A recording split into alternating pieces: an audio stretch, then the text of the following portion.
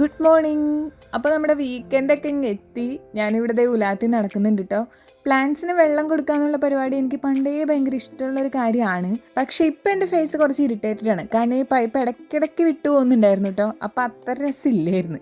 പിന്നെ ഒരു ചായയൊക്കെ കുടിച്ചു. ഇന്ന് സൂര്യൻ ഭയങ്കര അടിപൊളിയായിരുന്നു കാണാൻ. എന്തോ ശനിയാഴ്ച ആയതുകൊണ്ടായിരിക്കും നമ്മളെപ്പോലെ ഇച്ചിരി ഉഷാറ് പുള്ളിക്കും കൂടുതലായ പോലെ എനിക്ക് തോന്നിയിട്ടോ. പിന്നെ നമ്മുടെ ഫ്രണ്ടിൻ്റെ വീട്ടിൽ നിന്ന് കൊണ്ടുവന്ന ചെടിയൊക്കെ തണലത്ത് ഒതുക്കി വെച്ചിട്ടുണ്ട്. നല്ലോണം പിടിച്ചും കിട്ടിയിട്ടുണ്ട്.